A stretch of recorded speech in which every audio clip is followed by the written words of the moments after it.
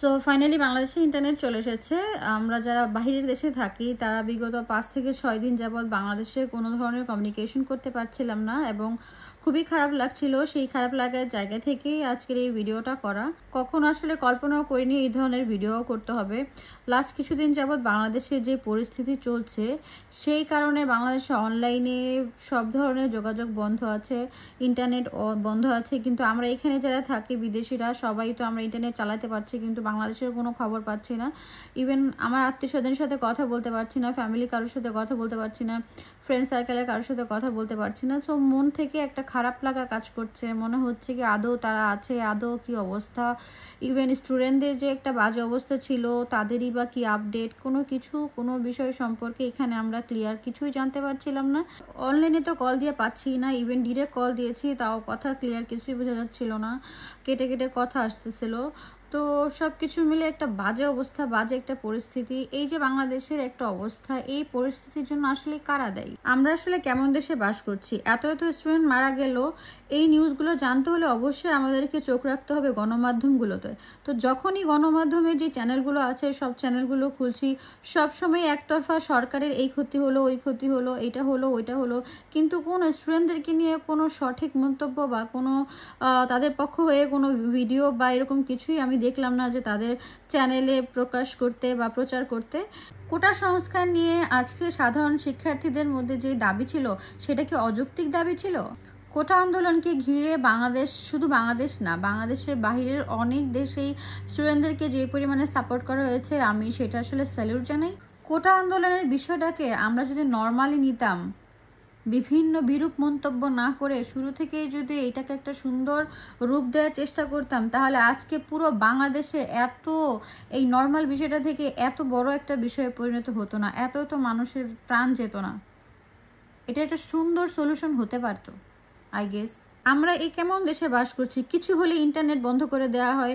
Internet বন্ধ করে দেওয়ার মানেটা কি? কেন ইন্টারনেট বন্ধ? এই বাহানা ওই বাহানা, এই কারণ ওই কারণ দেখিয়ে ইন্টারনেট বন্ধ করে দেয়। আরে ভাই, আমরা যারা দেশের বাইরে থাকি তাদের তো ফ্যামিলি আছে, তাদের তো ফ্রেন্ডস আছে, আত্মীয় স্বজন আছে, আমরা কি টেনশন করি না? কিছু কথা বললে হয়তো অনেকের মাইন্ডে লাগতে পারে, বাট বাংলাদেশ থেকে যারা দেশের বাইরে চলে আসছে না, অ্যাটলিস্ট তারা এই বাংলাদেশের নোংরা পলিটিক্সগুলো থেকে না আসলে বের হতে পেরেছে।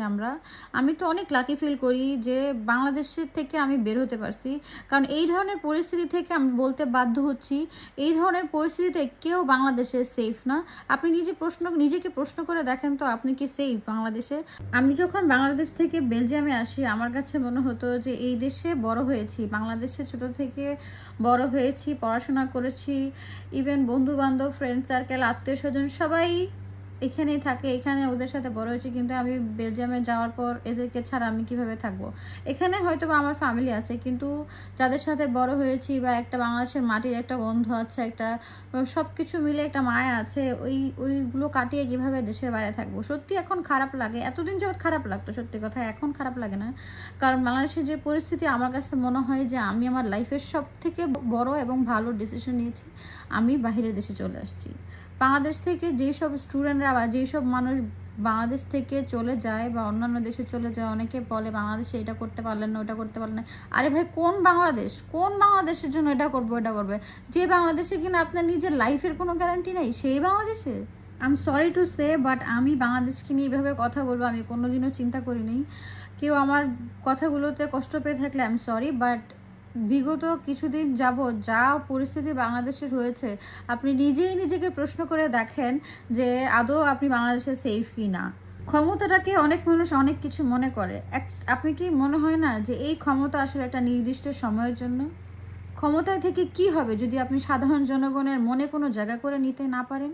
আমি কোনো দল করি না, আমি বিএনপি করি না, জামাত করি না, আমি আওয়ামী লীগ করি না, আমি কোনো দল করি না। আমি সাধারণ জনগণের হয়ে একটা কথা বললাম, যেটা আপনাকে সাধারণ স্টুডেন্টদের জায়গায় রেখে বা সাধারণ একটা জনগণের জায়গায় রেখে এই প্রশ্নটা আপনার নিজের মনকে করে দেখেন। বিগত কয়েকদিনে বাংলাদেশে যে অবস্থা হয়েছে, বা এত স্টুডেন্ট মারা গেল, বা সরকারি এত ক্ষতি হলো, দেশের এত বড় বড় ক্ষতি হয়ে গেল, এটা হলো ওটা হলো, এটার জন্য আসলে কে দায়ী?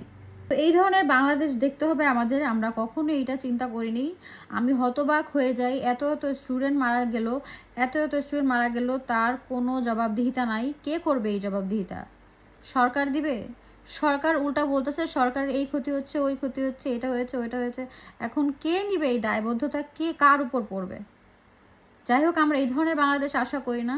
আমরা চাই বাংলাদেশ সবসময় হাসি খুশি থাকুক, সহিংসতা, বিশৃঙ্খলা এগুলো বাংলাদেশ থেকে উঠে যাক।